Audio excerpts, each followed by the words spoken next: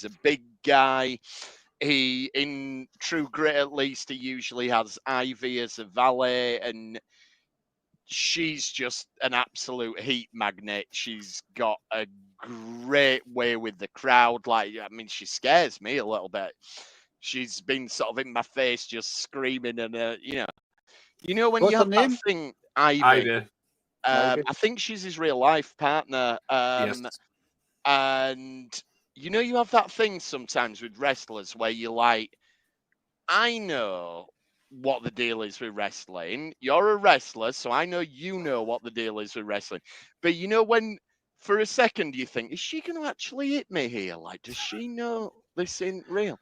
Anyway, and that's Ivy. But yeah, so he can draw his own heat, but she can really draw the heat to him. And it's a great double act that they have. Did I ever tell you sorry, I didn't mean to interrupt you. Did I ever tell you the stories of what happened when I bought the 8x10s from both of them? No. So I like to collect the 8x10s, and I ordered it from I think it's their Big Cartel website. And the Brady Phillips one, it's really crazy. This is, obviously, I always say a message of your choosing, so it gives them opportunity to write what they want.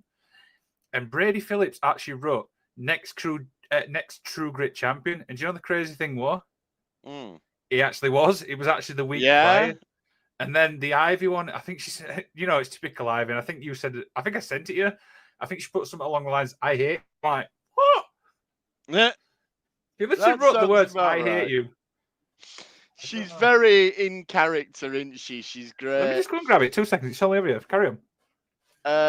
So I really like Brady. Since winning the championship, he's been sort of going through the contenders. He had a great match with Dara Diablo, great match with Kemper. I think he's had 2 matches now with Usyk. So they had him do this thing before he won the championship, which was show us what you can do. But now it seems to be show us what you can do again. Show us that you're worthy of keeping the championship. I don't know there if we you can see go. that. Yeah. I don't know if you can see that. Can't see what the writing. No. It actually says the future True Grit champion, which is still. It was like the week prior he won it. There you go then. Let me see if I can find the album. From? I actually don't know. Anyone know where he's from? I'm not sure off the top of my head. No. One thing I will say about his look, and I'm sure this is deliberate because he's playing a heel, and I appreciate I'm the last person to talk about what anybody does with the hair, but he has a very sort of 90s hairstyle. Like, it's almost like the curtains that we all had. I mean, even I had curtains in the 90s. I had hair in the 90s. And I think that's deliberate to get heel heat. I don't know if you can see that. I can just about see it, yeah. Thank you, Ivy. Sorry, where were we? I was talking about Brady's hair, that I feel like he's got a deliberately sort of 1990s hairdo. And I think that's part of his drawing heat, that he's got an unfashionable, uncool hairdo. But as I say, I'm the last person to comment on anyone's hair, but I'm only doing so because I feel it's part of his wrestling presentation. Okay, Ernie, over to you. Yeah, I mean, what was it?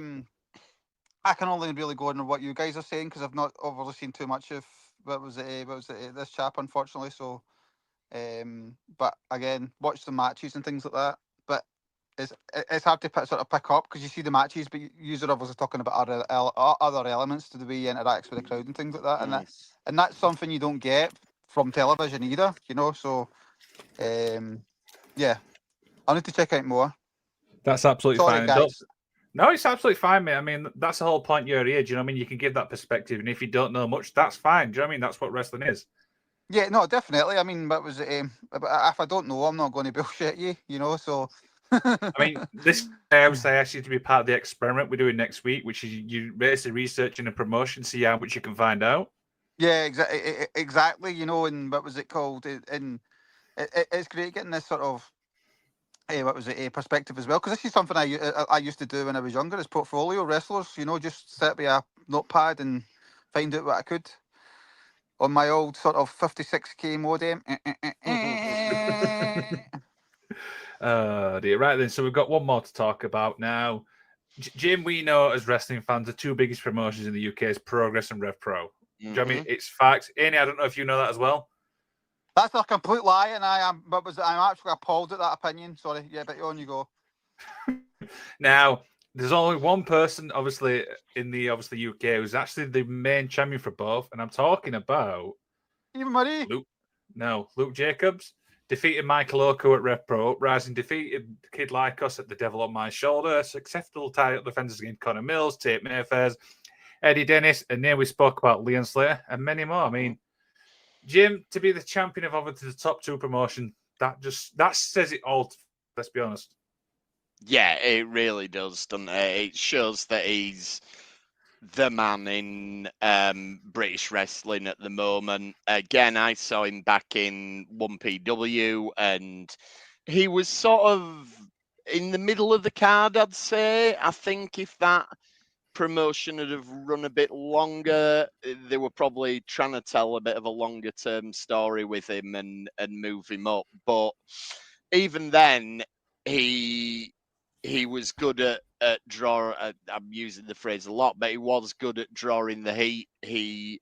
He was good at getting the crowd to boo him, which works when you like we've talked about it on other shows. Like I always prefer it when you've got a heel champion and he has got good heel energy.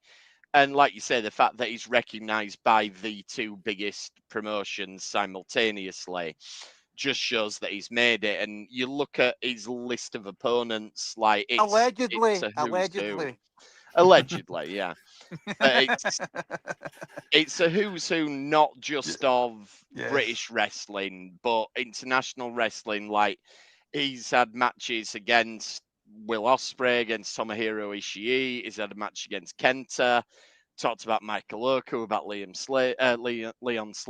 You know, he has been in there with some of the best, and he's kept his own. You know, he's held up against them, and he's just continued to grow and grow as a performer. He is still very, very young, but he's made it. You know, it's in terms of British wrestling, I don't know where else there really is for him to go. He's good at promos as well. Like I watched some of his promo videos where he's talking about British wrestling, and it's almost like blurring the lines between real and kayfabe. Like he's talking about, I'm sick of seeing the promotions bringing in the international talents. I want to show that the British homegrown talent is what it's all about. And he mentioned a couple of times he wants to be the first ever unified British champion, which practically you're never going to do because there are that many promotions and we don't have a territory system properly.